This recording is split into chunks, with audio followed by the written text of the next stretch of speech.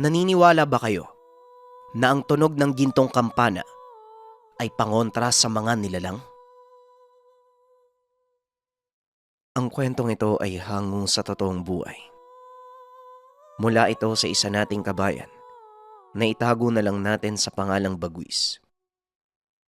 Taong 1981, Baryo Iloilo. Lumaki sa poder ng lolo't lola ang magkapatid na si Joker at Bagwis. Maaga silang naulila sa ina. Namatay ito nang ipinanganak ang bunsong si Bagwis. Matapos nun, lumayas ang ama at gumawa ng sariling pamilya. Naging masalimuot ang karanasan ng dalawa dahil sa sitwasyon na hindi naman nila ginusto. Joker, baka mamaya kung saan-saan na naman kayo pumunta ha. Mamaya papalaot na ako. Walang aalalay sa lola nyo sa mga gawaing bahay. Mag-igib nga muna kayo para makapagluto na ang lola nyo ng hapunan. Aalis ako ha. Pakiusap sa inyong dalawa. Huwag niyong bibigyan ng sama ng loob ang lola nyo. Wika ni Lolo Dako.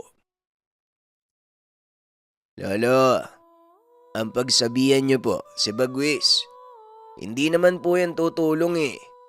Nasasanay na po yan na walang ginagawa. Nakikipaglaro lang sa labas. Ewan ko ba, bakit pabalik-balik yan dun malapit sa kakawayan? Tugon ng panganay na si Joker. Kakahuyan.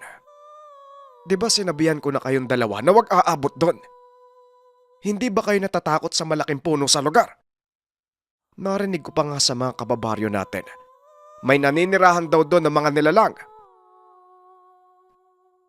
Wika ni Lolo Dako. Aswang. Paano naman po magkakaaswang doon? Marami na pong nakatira doon eh. Nga po pala, Lolo. Nakita niyo ba yung bagong lagay na kampana sa kapilya?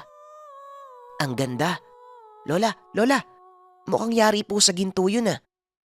Sabi nga po ng mga nagnonovena, gawa pa daw po yun ng panahon ng Kastila. Sila Mang Mante po yung naglagay, yung taga-kalembang ng kampana. Wika ni Bagwis. Nako Bagwis, ang pinag-uusapan natin, yung kakulitan mo. Sinong taong maglalagay ng gintong kampana sa kapilya? Siguradong nanakawin yun pag nagkataon. Huwag mong ibayin yung usapan. Papaluin ka ni Lolo kapag hindi ka sumunod sa mga utos. Bahala ka dyan. Basta ako mag-iigib na. Dami mong palusot. Wika ni Joker. Pagkatapos nyo mag-igib, samahan nyo ang lola nyo sa kapilya at magdidilim na. Siya ngayon ang nakatoka sa pagnonobena. Sige na. Bagwis, yung sinasabi ng lola mo, kung ayaw mong ako mismo ang tumawag sa mga aswang para kunin ka, pasaway ka eh. Hindi ka nakikinig. May nakatira dyan sa kakawiyang binabalik-balikan mo. Nako, hindi sa tinatakot ko kayo. Siguro hindi nyo pa kasi nakikita eh. Usap-usapan na yan ng mga tanggero sa baryo. Bigla na lang sumusulpot yung dalawang matanda at ang matindi. Hindi basta matanda. Aswang sila na galing pa sa aplaya. Naghahanap ng mabibiktima dito sa atin. Kung pasaway ka at ayaw mo makinig sa lola mo, abay ibibigay kita sa kanila. Tandaan mo yan. Wika ni Lolo Dako. Napayuko na lang ang bata. Sa ayaw man o sa gusto ay kailangan niyang sumunod. Lalo pat wala ang lolo nila para maalalayan ang lola. Kada hapon itong namamalaot at naglalatag ng gamit. Ito ang panghuli sa mga alimango at alimasag. Madalas madaling araw na ito umuuwi o hindi kaya kinabukasan na. Samantalang si Lola Anita naman, deboto ng poon sa barangay, tuwing hapon ay nakatoka na magnobena. Paminsan ay naisasama sila, ngunit ibang klase ang kakulitan ni Bagwis. Mahilig itong magtago kung saan lalabas na lang kapag tapos na ang pagdarasal. Ayaw ng bata ang mahabang oras ng pagluhod dahil ayon sa kanya ay masakit sa tuhod at nakakabagot. Mag-aalas 5 na ng hapon at tapos na ang dalawa na punuin ang mga lagayan ng tubig. Nagluto na din ang lola ng hapunan bago ito pumunta ng kapilya. Gabi na nang matapos ang pagnonobena, kaya bago sila umalis ng tahanan, nakaluto na para pag-uwi ay kakain na lang at magpapahinga. Ilang sandali pa nang matapos ang gawain, nagyaya na ang lolang umalis. Habang binabagtas ang daan papunta sa kapilya, may nakasalubong silang matandang mag-asawa. Uugod-ugod na ang mga ito at tila hindi na kaya pang lumakad ng mahaba. Naghaharutan ang dalawa habang sinasaway ng lola. Naiingayan ito sa ginagawa ng mga apo. Dala ng paghaharot. Hindi napansin ng magkapatid ang dalawang matanda at nabangga. Halos matumba ang dalawang bata na tila bumangga sila sa pader. Mga utoy, hindi tamang naglalaro kayo sa daan. Muntik na tuloy kayong masubsob. Kung nagkataon, kami pa ng asawa ko may kasalanan. Padilim na, naghaharutan pa din kayo. Wika ng matandang lalaki. Naku po, pasensya na po kayo. Hindi po namin sinasadya. Nga pala, nasaktan ho ba kayo, Lola Anita? Hindi po namin sinasadya. Ito kasi si Bagwis ayaw paawat eh. Sabi ko naman sa'yo, tama na eh. Wika ni Joker. Hala sige, humingi kayo ng pasensya. Kanina ko pa kayo sinasaway, pero hindi naman kayo nakikinig. Bagwis ikaw din. Humingi ka ng pasensya sa mag-asawa. Ay nasaktan ho ba kaya? Saan po pala ang punta niyo? Wala naman pong bahay sa dulo at malapit na pong magdilim. Baka mapano po kayo sa daan. Ay pagpasensyahan niyo na po ang mga apo ko. Wika ni Lola Anita. Pagsabihan mo yung mga apo mo. Lalo pa yung maliit. Baka sa susunod hindi lang ganito ang mangyari. At saka, may iniindang karamdaman ng kasama ko. Mahirap na. Kung may mangyaring masama sa asawa ko, babalikan ko kayo. Muling wika ng matandang lalaki. Habang nagsasalita ang matanda ay may napapansin si Joker na kakaiba. Naging guhit ang itim na mata ng matanda. Hindi nila kilala ang mga ito.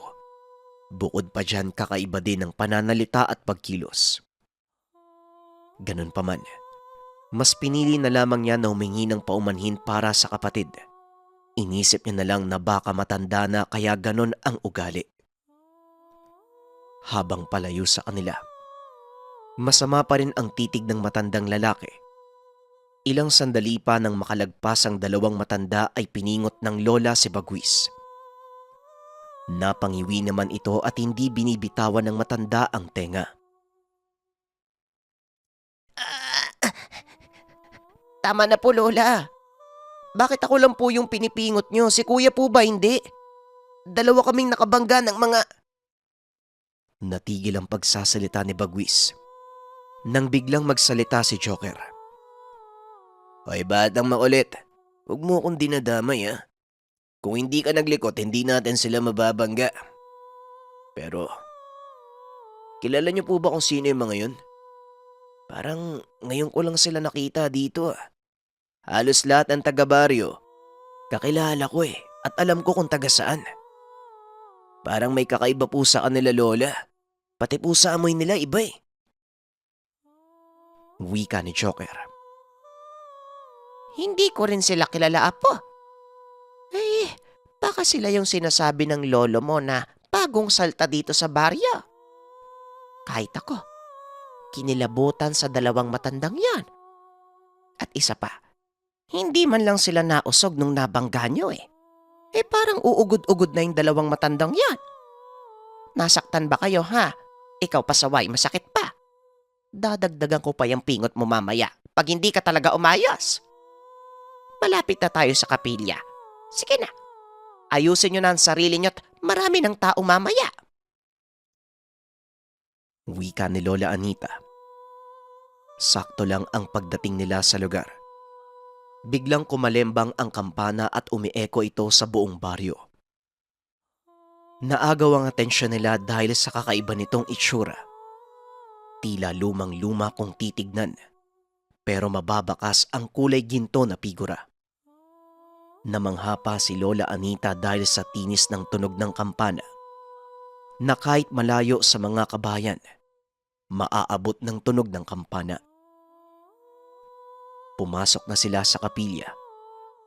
Nang mga oras na yun, may mga ale na nakasuot ng belong puti at nakailera sa tapat ng altar.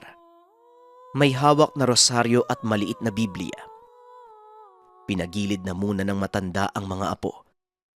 Nagsimula na itong magrosaryo habang nakaluhod papuntang altar.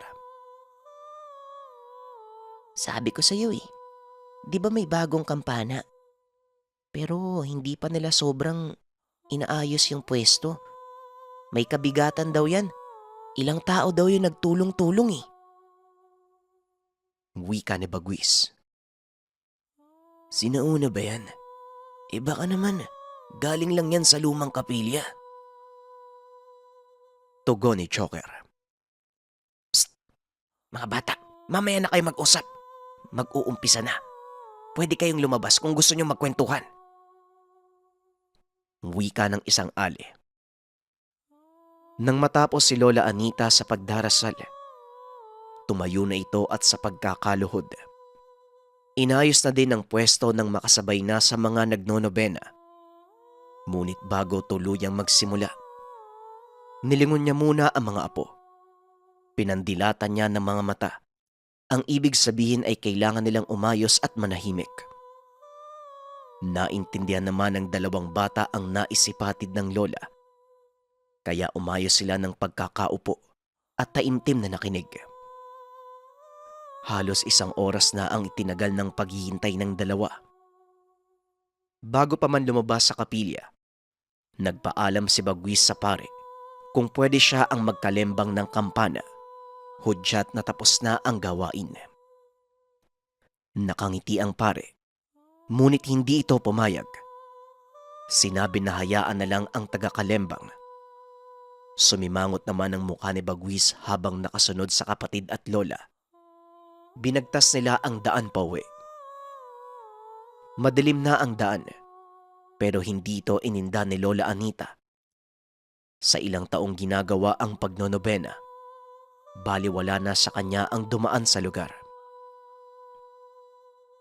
Ang dilim naman po, Lola. Sa susunod na araw, magdala po tayo ng ilaw. Wala po akong makita eh. At saka malabo na po yung mata nyo. Hala, meron pong... Pusa. Meron pusa. Ano ba naman yan, Bagwis? Pusa lang yan. Minsan ka lang kasing sumama kay Lola. Madalas, kasama mo yung mga kalaro mo. Ngayon alam mo na kung gaano nahihirapan si Lola. Sabat ni Joker. Eh ikaw kuya, hindi ka din naman sumasama kay Lola palagi ah. Ako lang palagi yung nakikita. Ikaw yung mas matanda eh.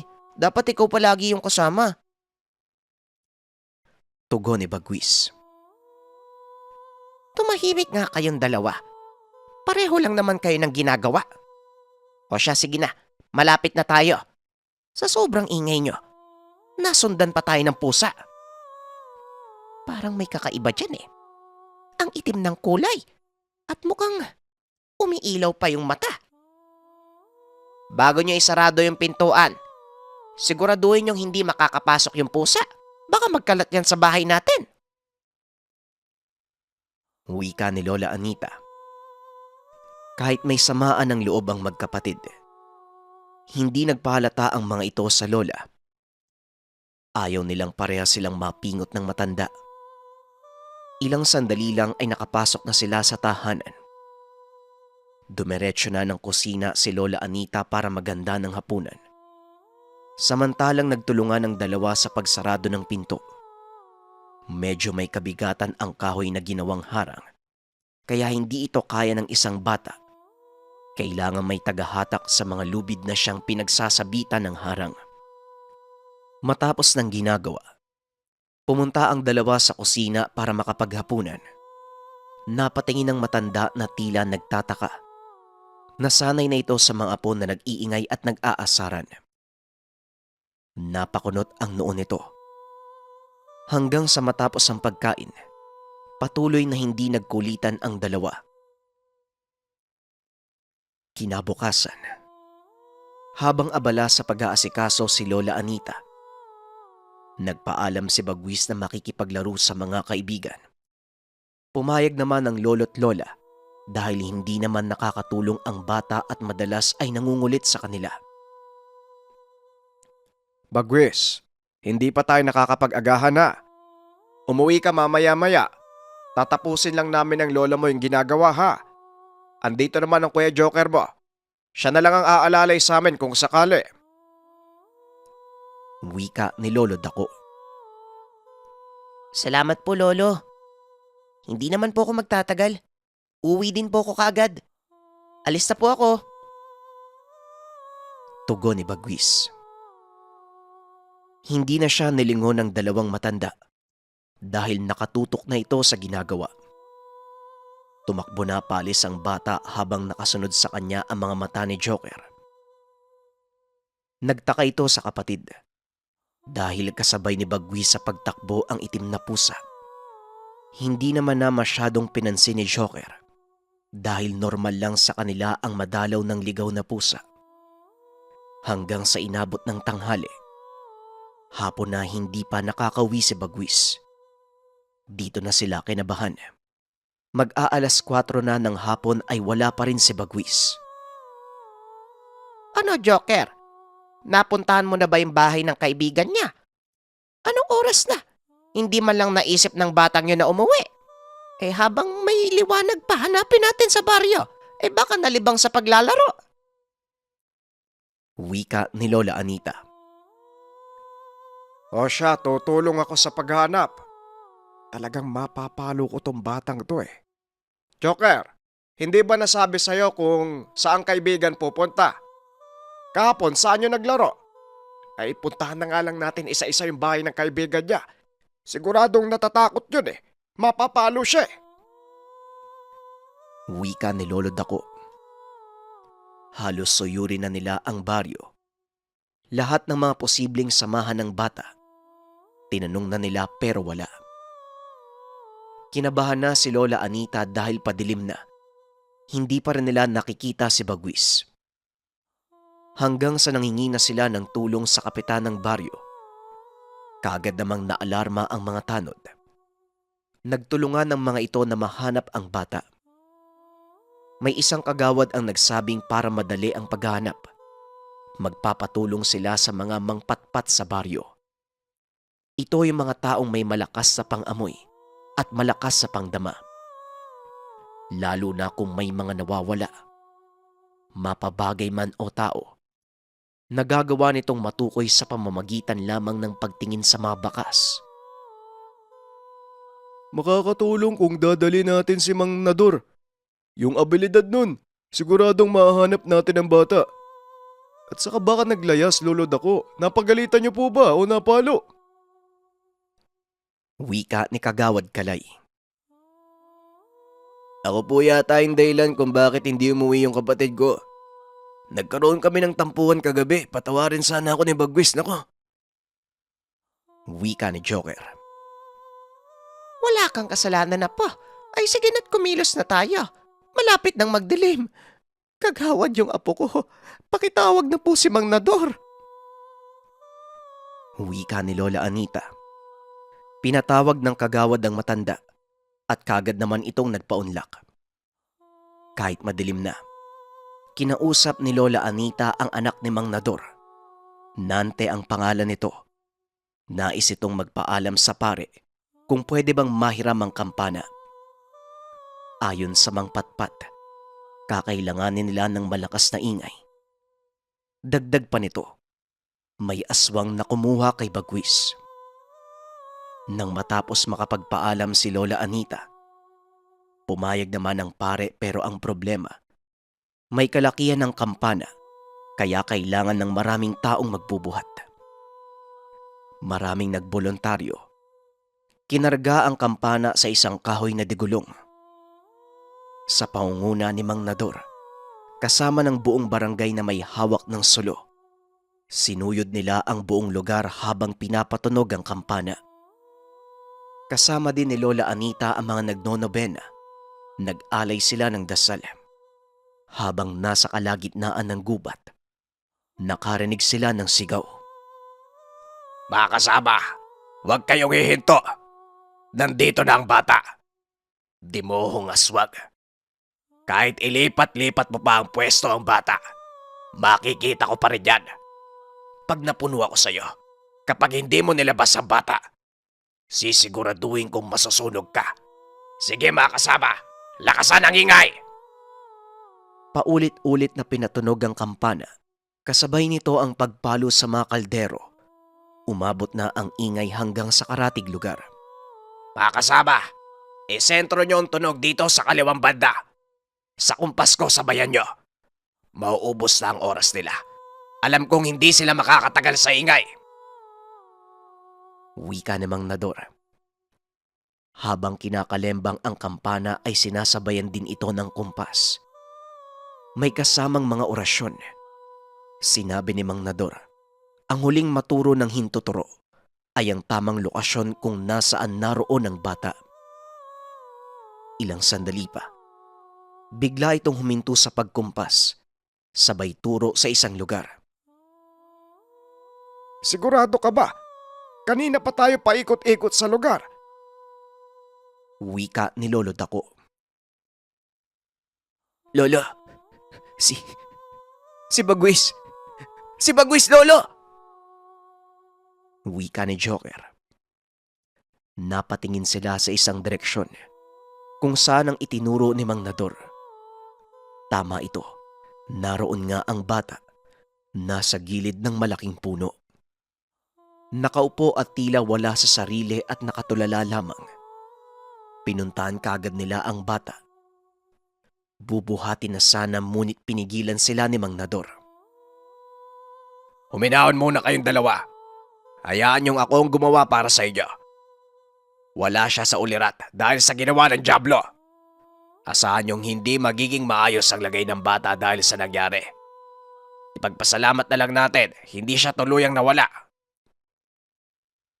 Wika ni Mang Nador. Habang nakaupo ang bata sa gilid, nakatitig sa kawalan. Nagsagawa ang matanda ng simpleng pagtapik na may kasamang orasyon. Ilang sandali pa bigla itong humiyaw ng napakalakas. Habol hininga habang sumisigaw ng tulong. Kagad siyang niyakap ng lolo't lola. Pagkatapos ay pinagtulungan nilang ibalik ang kampana sa kapilya. Laking pasasalamat ng kaanak at nauwi ng ligtas si Bagwis. Halos umaga na nang makabalik sa tahanan. Humingi ng tawad si Joker sa mga nasabi sa kapatid. Humingi din ng tawad sa kanya si Bagwis. Bumalik na sa normal ang lahat. Nagkwento si Bagwis ang patungkol sa mga nangyari sa nilalang. Ayon sa kanya, dinala siya sa maliit na kubo sa ilalim ng malaking puno kung saan siya natagpuan. Halos mamao siya kakasigaw. Humingi ng tulong. Nakikita niya ang mga tao sa harapan pero hindi man lang siya nakikita o naririnig. Laking pasasalamat niya sa Mang Patpat at nagawa nitong basagin ang sabulag sa pamamagitan ng ingay na nagmumula sa kampana at ginawang daluyan ng dasal ang mga tunog. Sa kabilang banda, muling nagbigay ng utos ang kapitan. Suyurin ang buong lugar upang mapatay ang nilalang o mapalaya sa kanilang lugar. Ayon sa punong barangay, magbibigay lang ito ng malaking problema kung hindi agad maagapan. Kaso nga lang matapos ng lahat ng nangyari, hindi na naulit pa ang kaganapan at hindi na muli pang nakita ang dalawang matanda.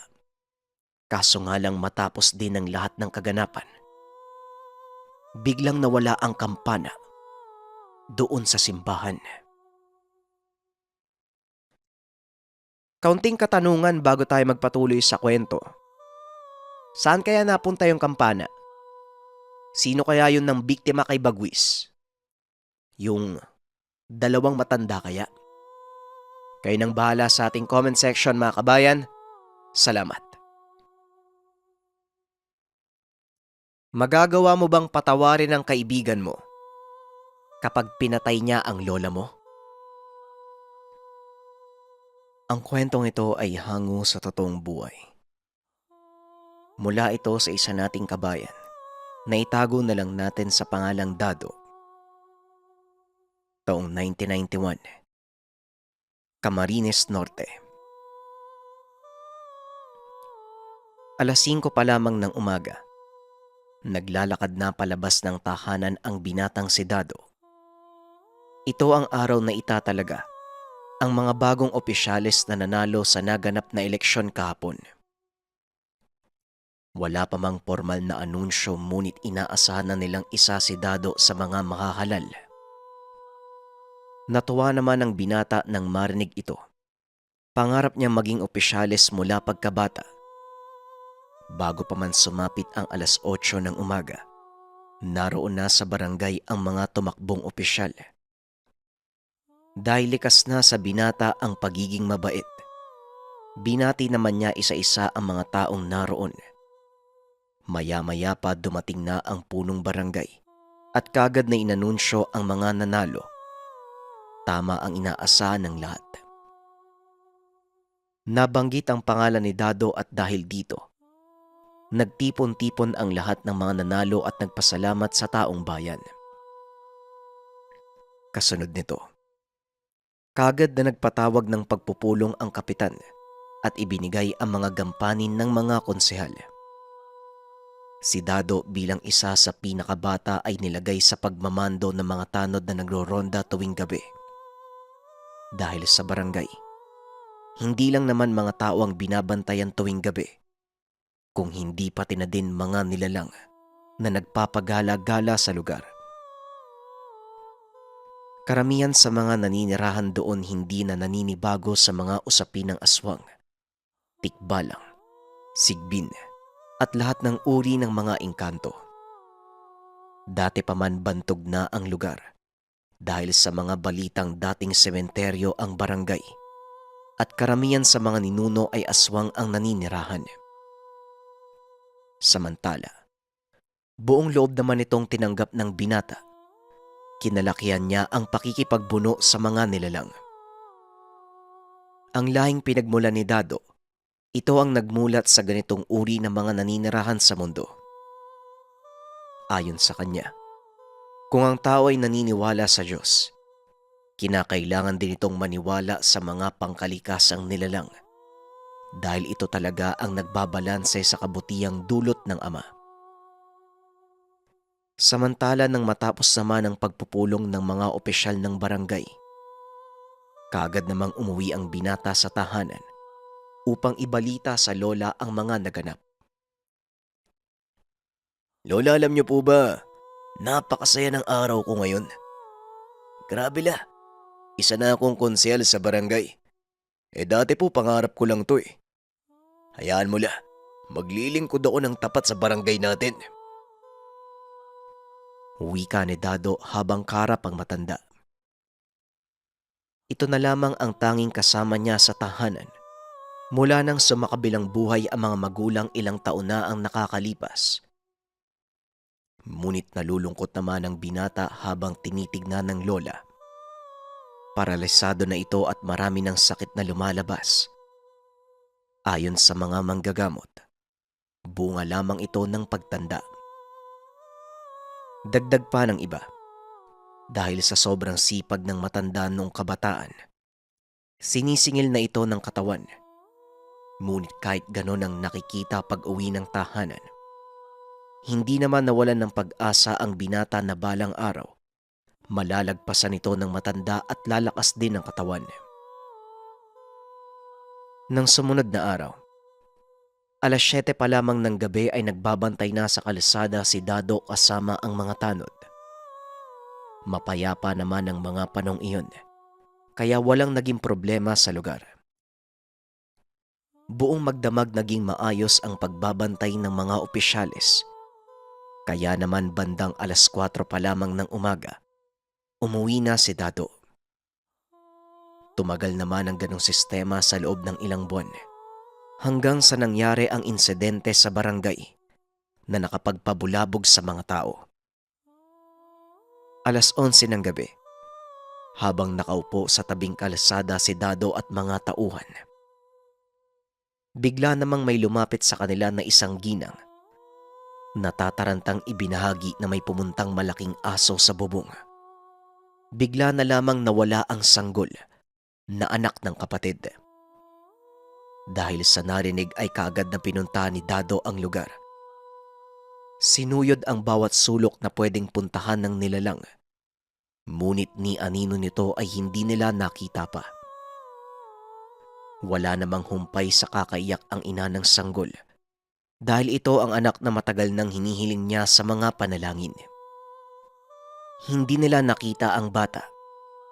Sinigurado na lang na maayos at tigtas na ang lugar at muli nang bumalik doon sa pwesto.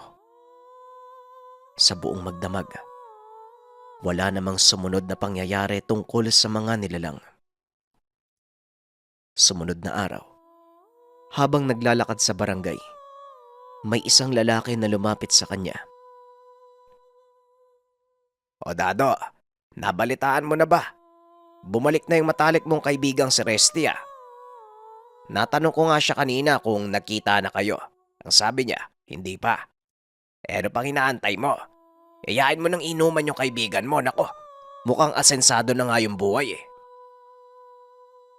Wika ng lalaki. Ngumiti lamang si Dado at nagpatuloy sa paglalakad. Sa loob niya, wala siyang pakialam sa dating kaibigan at kung ano man ang pinagsamahan. Para sa kanya, isa na lamang itong alaala. Samantala, maigi nitong pinag-isipan kung paano nito mauhuli ang nilalang. Hanggang sa sumagi sa isipan na puntahan ang lalaki sa tagong bundok ng lugar, kung saan ayon sa lolo, pinamumugaran ng aswang. Kaya naman umaga pa lang ay nagpaalam na si Dado na hindi makakasama mamayang gabi sa pagbabantay dahil may importanteng pupuntahan. Pumayag naman ang kapitan dahil may nagboluntaryong isa pang opisyalis na pumalit kay Dado. Pagsapit ng 7:00 ng gabi, kaagad naglakad ang binata papunta sa bundok. Walang ibang nakakaalam sa lugar kung hindi ang lolo niya. Dahil napakatarik at tila napakahirap ng daanan, tanging ang mga ibinaon na pira-pirasong kawayan ang naging gabay ni Dado sa pag-akyat. Nang tuluyang marating ang bundok, nakita ng binata ang kaliwat kanang tumatahol na napakalaking aso at ang mga nakakakilabot, naglili parang ibon na tila kasing laki ng tao. Dahil sanay sa ganitong tagpo, dumiretso lang si Dado at pumunta sa sentro ng lugar kung saan naroon ang napakalaking bato. Galing dito ay natatanaw niya ang napakagandang bilog na buwan. Nanatili muna ang binata sa isang parte ng lugar.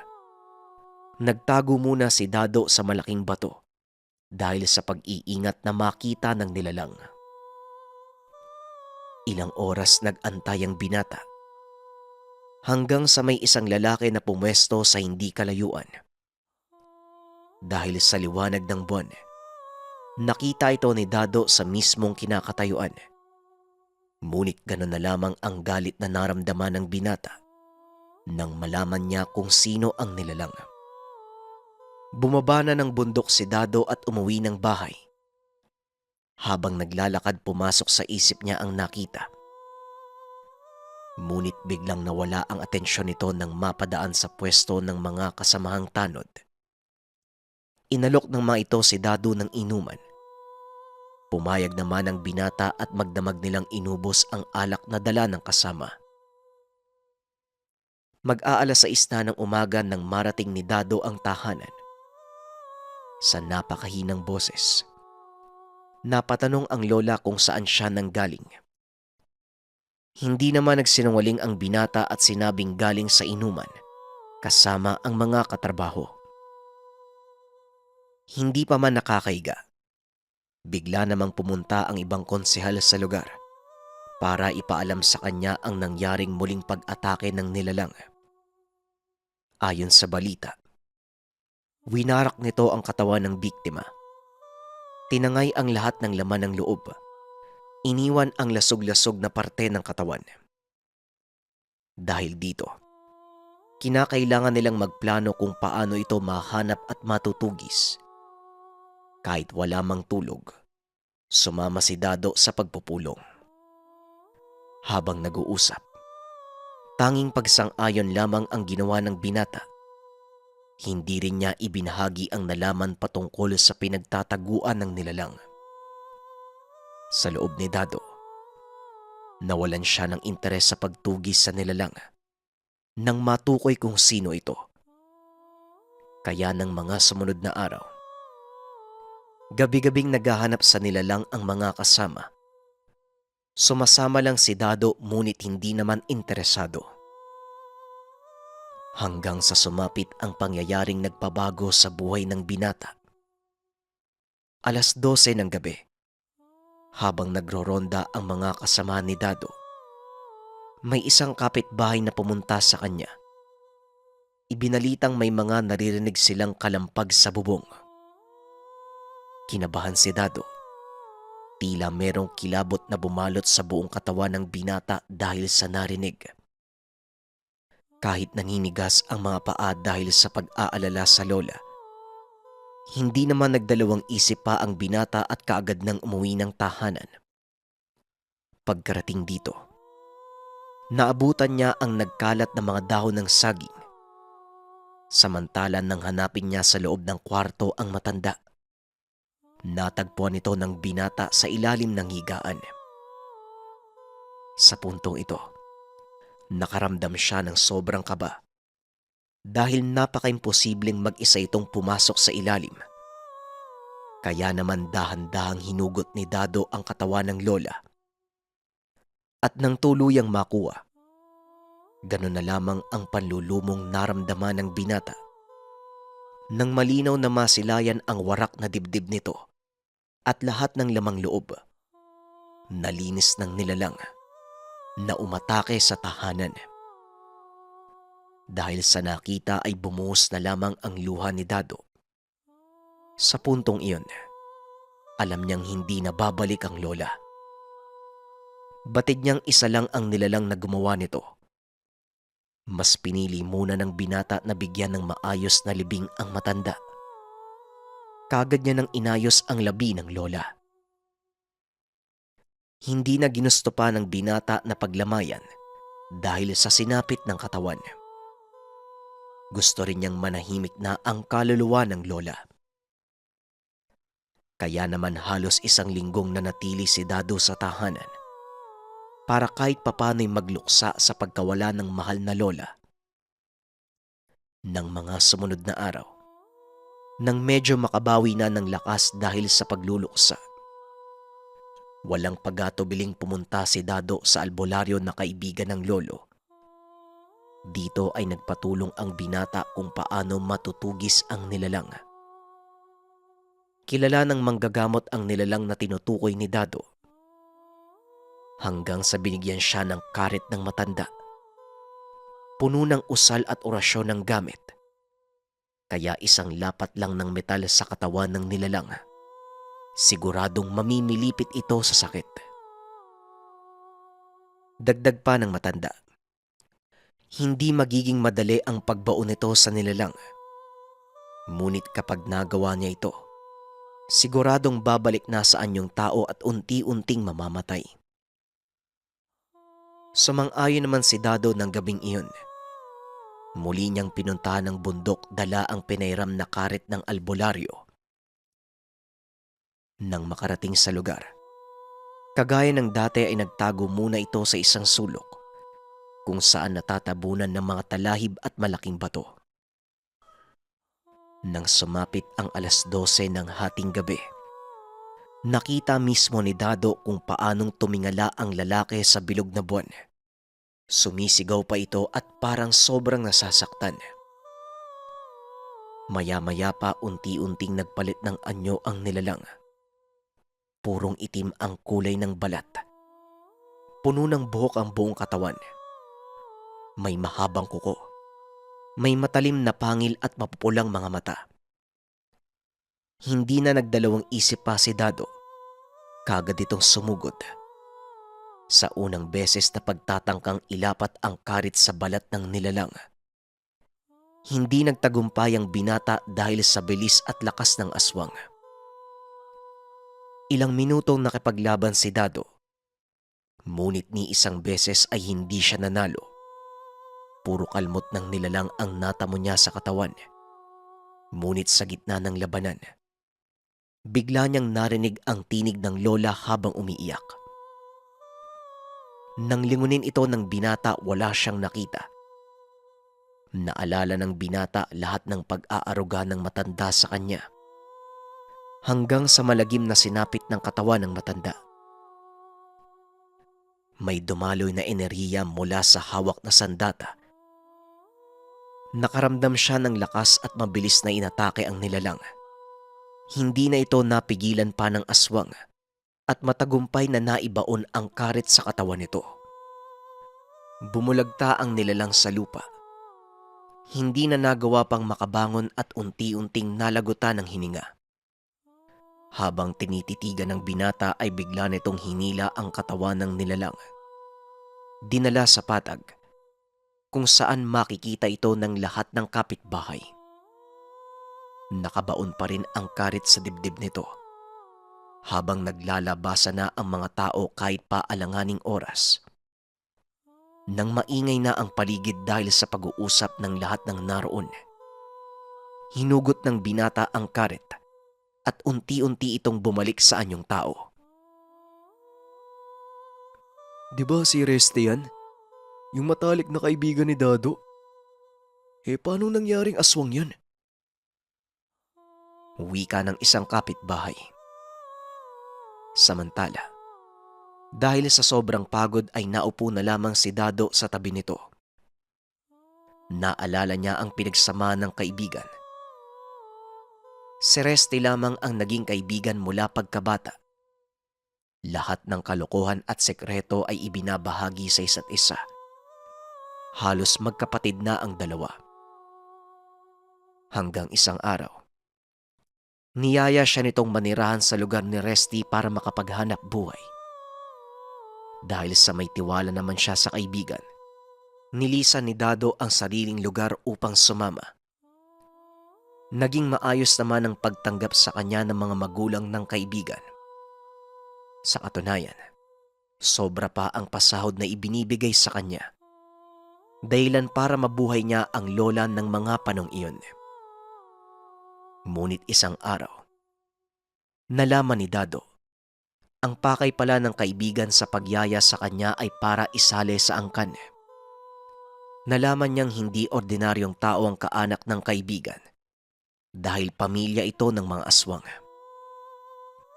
Nung araw na dapat sana'y papasahan na siya ng batong itim mula sa lolo ni Resty, tumakbo si Dado. Hindi niya alam kung paano siya nakauwi ng tahanan. Ngunit lakas loob na lamang siyang humingi ng tulong sa iba't ibang tao. Hanggang sa maswerteng nakakita ng kakilala na tutulong sa kanya. Ito ang dahilan kung bakit hindi na muli pang kinausap ni Dado ang matalik na kaibigan. Samantala, nang dumating ang mga opisyales ng barangay, pinaubayan na nito ang katawan ng dating kaibigan sa mga katrabaho at tahimik na umuwi ng tahanan. Matapos ang pangyayaring iyon, ilang araw na nahimik sa tahanan ng binata. Dahil sa sunod-sunod na pangyayari, sobra siyang nanghina. Isang gabi habang kumakain ng hapunan, may kumatok sa tahanan. Nagulat siya nang pagbuksan ito. Ganon na lamang ang panlalaki ng mga mata. Dahil buhay pa ang kaibigang si Resty. Kahit sobrang nagtataka sa mga nangyayari, maayos namang magsalita ang kaibigan, kaya pinapasok ito ni Dado. Kahit may nararamdamang galit sa pagpatay sa lola, pilit pa rin niyang pinakinggan ang pakay ng kaibigan. Humingi ito ng tawad kay Dado. Ayon kay Resty, hindi niya sinasadya kung anumang nagawa sa lola niya. Dagdag pa ng kaibigan, sa tuwing nagiging aswang ay hindi niya kontrolado ang isipan. Ang tanging nagagawa lamang, humanap ng biktima. Hinihingi niya ang tulong ni Dado para maipasa ang ibang bato ng mga aswang na nasa katawan dahil ayaw niya nang makapatay pa. Hindi man lubos na naniniwala, binigyan niya ito ng pagkakataon. Sa loob ng ilang buwan at lumipas ang taon, ikinukulong niya ang kaibigan sa tuwing sinusumpong ng pagiging aswang. Maayos naman ang pakikitungo niya kay Resty dahil hanggat nakakaya ay pinipigilan nito ang sarili. Samantala, nagpatulong na rin si Dado sa kaibigang albularyo sa paghahanap ng pwedeng mapasahan ng lahi ng mga aswang. Walang pagdadalawang isip na tumutol ang matanda dahil kailanman hindi makakabuti sa lugar ang magpalaganap ng lahi ng mga aswang. Kaya naman kahit naawa sa kaibigan, pumayag na lamang si Dado na sa pilitang alisin sa katawan nito ang itim na bato. Kahit pa buhay ng kaibigan ang magiging kapalit. Hinayaan na ni Dado ang albularyo na gawin ang nais. Nung mismong oras ng pagtanggal ng bato sa katawan ng kaibigan, umalis si Dado sa lugar. Ibinili na lamang nito sa matanda na diretsyong ilibing ang katawan ng kaibigan dahil hindi niya nakakayanin pang siya mismo ang maglibing nito. Kaya naman ang tanging naabutan ni Dado, ang puntod ng kaibigan sa likod ng tahanan. Hindi na ito inilibing ng matanda sa sementeryo dahil hindi naman sagrado ang katawan ni Resty para ihanay doon. Mahirap man at sobrang lungkot. Wala nang ibang pwedeng magawa ang binata kung hindi tanggapin ang lahat ng ito. Sa paglipas ng panahon, bago pa man pumanaw ang kaibigang albularyo, ibinigay nito kay Dado ang itim na bato na nakuha sa katawan ng kaibigan. Tinanggap naman ito ni Dado at inilagay sa isang botelya na nilagyan ng langis. Hanggang sa ngayon na may sariling pamilya si Dado, dala-dala pa rin ang batong itim ng matalik na kaibigan. Sa tuwing mag-isa ay tinititigan niya ito. Napapabuntong hininga na lamang. Sa tuwing naaalala ang mukha ng kaibigan, naaalala rin niya ang mukha ng kanyang lola na minsan itong pinatay.